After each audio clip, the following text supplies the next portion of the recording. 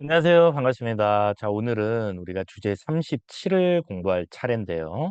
자, 우리가 일제 통치 방식 봤죠. 그다음에 우리 저항 중에서 국내에서의 저항을 쭉 끝까지 본 겁니다.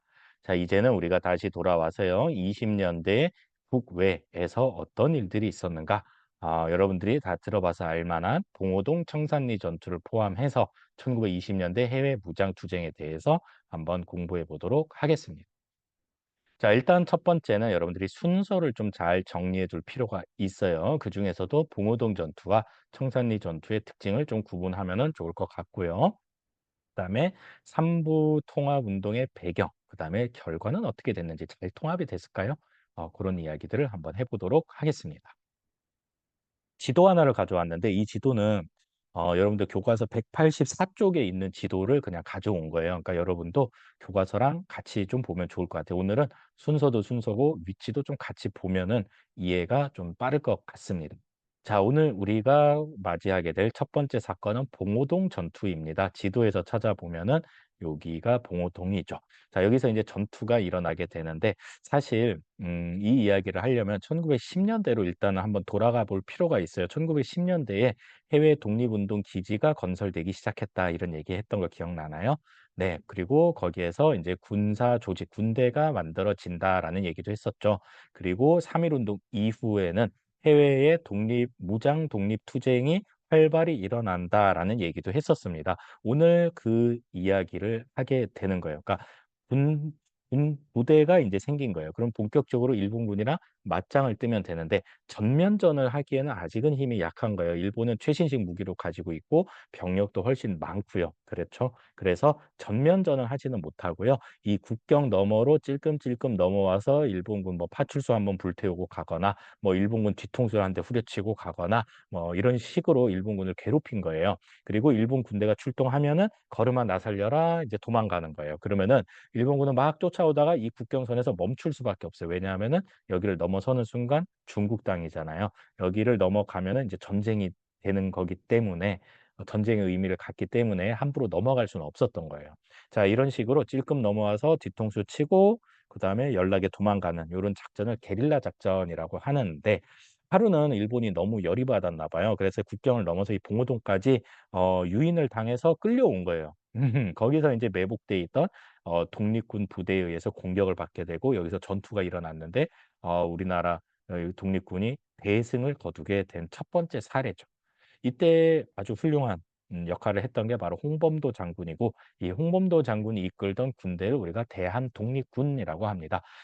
봉오동 전투라는 영화도 있어요. 거기서 되게 잘 그렸는데 여러 연합부대 그러니까 여러 부대가 연합을 해서 이 전투를 펼치거든요. 그래서 여러분들 일단 주축은 홍범도의 대한독립군이지만 그 외에도 여러 부대들이 플러스 알파로 붙었다. 이렇게 좀 이해를 하면 좋겠죠.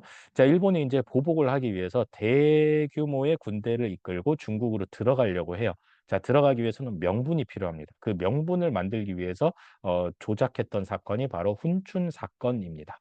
자, 훈춘 지역은 바로 요 지역이에요. 여기 국경 요 근처에 있는 지역이 훈춘인데 여기에 일본 영사관이 있었어요. 그런데 이 만주 지역의 도적들에게 돈을 던져주면서 "야, 내일 밤에 우리 영사관에 와서 약탈하고 불도 태워라." 이제 요렇게 인제 음 지령을 내린 거죠.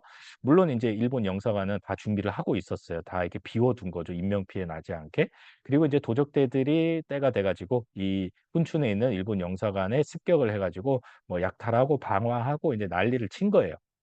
그다음 날 일본은 "아 이거는 독립군의 소행이다."라고 발표를 합니다. 그리고 "독립군을 잡으러 출동을 해야겠습니다."라고 선언을 하고 드디어 대규모의 군대를 이끌고 국경을 넘어서 독립군 부대를 압박해 오기 시작합니다. 자, 전면전으로 하면은 당연히 게임이 안 되기 때문에 우리 독립군 부대는 대규모의 일본군의 추격을 피해서 요렇게 청산리 지역으로 도망을 갑니다. 청산리 지역까지 오니까 이 일본군이 거의 따라잡게 된 거예요. 그래서 '아 이 더 이상은 후퇴를 못 하겠구나. 일단은 이곳에서 한바탕 또 전투를 치러야겠다.'라고 생각한 독립군이 청산리 전투를 벌이게 되는 겁니다. 자, 여기에서는 김좌진 장군이 이끄는 북로 군정서와 연합부대가 전투를 치렀고요. 핵심적인 역할을 했던 거는 김좌진의 북로 군정서지만 그 외에도 아까 봉오동 전투를 승리로 이끌었던 홍범도의 대한독립군 플러스 여러 독립군 부대가 연합 작전으로 전투를 치렀던 게 청산리 전투입니다.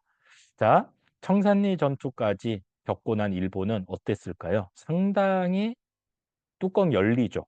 봉오동 전투에서 한 번 졌죠. 청산리 전투에서 두 번 졌죠. 야, 우리가 왜 졌을까? 가만히 생각을 해보니까 이 지역에 살고 있는 한국인들이 독립군을 도와줬기 때문이다라고 생각을 한 거예요. 그래서 청산리 전투 이후에 숨어들었고 더 이상 찾을 길이 없는 독립군은 그냥 놔두고 이 지역, 여기가 간도 지역이잖아요. 이 간도 지역의 한국인 마을들을 습격해가지고 민간인들을 학살을 하고 마을을 불태워버립니다. 그 사건이 바로 간도 참변입니다. 네, 여러분들 그 교과서 185쪽에 위에 보면은 간도 참변으로 폐허가 된 농가 실제 사진이 있습니다. 거기 보면은 소도 한 마리 죽어가지고 덩그러니 이렇게 자빠져 있잖아요. 아주 초토화를 시켰던 겁니다. 이 지역의 마을들을. 그 사이에 독립군은 뭘 하고 있었을까요? 네, 몰래 움직여가지고 여기 소련과 중국의 국경 지역에 있는 요 밀산이라는 곳에 모이게 됩니다. 그리고 이 밀산이라는 지역에서 독립군 부대가 연합부대를 만들게 돼요. 그게 바로 대한독립군단이고요. 여기서 이제 회의를 했겠죠. 우리가 이제 앞으로 어떻게 할까? 아, 가만히 생각해 보니까 예전에 그 소련이 우리 도와준다고 한 것 같은데, 그럼 우리 소련에 한번 가보자. 라면서 이 독립군 부대가 밀산에서 여기 소련 땅인 어, 자유시로 이제 넘어가게 돼요. 그리고 여기서 이제 우리 좀 도와주세요. 이렇게 이제 도움을 요청을 하게 되는 거예요. 그랬더니 소련군이 알았어, 도와줄게. 대신에 니네 지휘권은 우리가 가져간다. 이제 이렇게 된 거예요. 그러니까 니네 무장 해제하고 일단 소련군으로 들어와. 우리가 니네 도와줄게.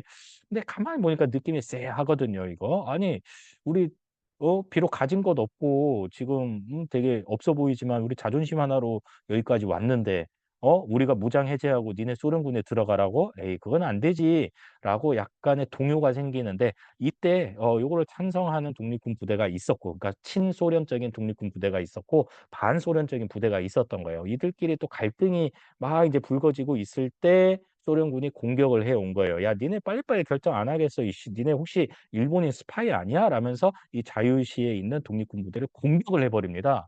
도와주기는커녕. 자, 이 사건이 바로 자유시 참변입니다. 여러분들 좀 구별을 할 수 있어야겠죠. 간도 참변은 일본에 의해서 민간인 학살, 자유시 참변은 소련에 의해서 독립군 학살 이렇게 되는 겁니다.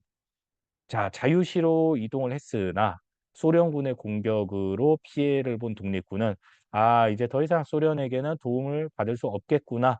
그래서 일부 친소련적인 독립군 부대는 소련으로 넘어갔지만 나머지 독립군 부대는 다시 만주 지역으로 내려와서 우리끼리 한번 잘 해보자 라면서 부부부 세 개의 부를 결성을 합니다. 참의부, 정의부, 신민부. 여러분들 교과서 185쪽 오른쪽 아래에 이와 비슷한 지도가 있으니까 위치 한번 확인하시고요. 자, 이렇게 이제 부를 결성하고 여기서 이제 자치를 해 나가게 됩니다. 자, 그때쯤 일본은 작전을 바꿔요. 우리가 직접 군대를 파견을 하지 말고 이 만주 지역의 군벌 세력들, 군인 세력들, 중국 군인들이죠. 만주 지역 중국 군인들. 이 군벌 세력들을 좀 이용을 하자라면서 이 만주 군벌과 미스야 협정을 체결을 합니다. 미스야 협정의 내용은 니네가 관할하고 있는 이 만주 지역에 있는 조선 독립군들을 잡아서 우리 일본에게 넘겨주면 우리는 너네들한테 돈을 주마. 한마디로 독립군에게 현상금을 내건 거죠. 활동하기가 좋아진 건가요? 어려워진 건가요?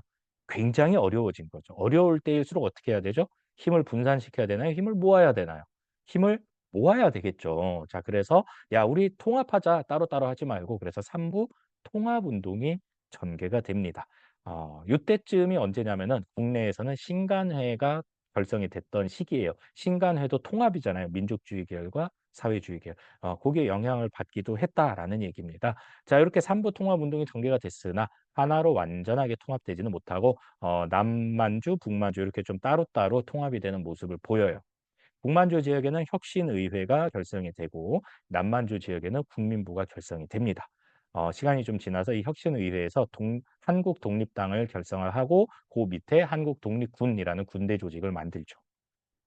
남반주 지역에도 비슷합니다. 자, 이 국민부에서 조선혁명당을 결성을 하고 그 밑에 조선혁명군이라는 군대 조직을 만들죠. 그리고 이 한국 독립군과 조선혁명군은 나중에 이제 30년대가 되면은 중국군이랑 연합을 해서 한중 연합 작전을 펼치게 됩니다. 그러니까 한국이랑 중국이랑 팀을 먹고 일본군을 공격했다. 그래서 승리를 거뒀다. 이런 얘기입니다. 자, 여기까지가 우리의 이야기의 끝입니다. 20년대부터 30년대 초까지 한중 연합 작전 30년대 초까지 우리가 한번 정리를 해 봤는데 연도를 좀 구분을 해 드릴게요. 자, 봉오동 전투에서 대한독립군단 결성까지는 다 한 해, 1년 안에 있었던 일이에요. 1920년의 일이고요. 자유시 참전과 삼부 결성은 1921 년에 있었던 일입니다. 미세아 협정은 그로부터 4년 뒤인 1925년에 체결이 됐고요. 20년대 말, 20년대 후반부터 삼부 통합 운동이 전개가 되고요. 그다음에 이제 30년대 초가 되면은 한중 연합 작전이 이루어지게 된다. 한국 독립군과 조선혁명군이 중국군이랑 연합을 했다. 이렇게 여러분들이 알아두면 되겠습니다. 정리가 좀 되나요? 네. 여러분들 오늘 내용은 굉장히 중요해요. 교과서 184, 185, 186에 각각 지도가 하나씩 나오거든요. 시간 순서대로 어떻게 변화됐는지를 좀 알아두고 지금 여기 화면에 보고 있는 것처럼 요 사건 순서도 여러분들이 좀 외워둘 필요가 있습니다. 첫 글자만 따서 봉훈, 정간, 대자, 삼미, 그다음에 통 요렇게 가면 되겠죠. 네, 좋습니다. 자, 오늘은 여기까지 할게요. 수고했습니다. 안녕.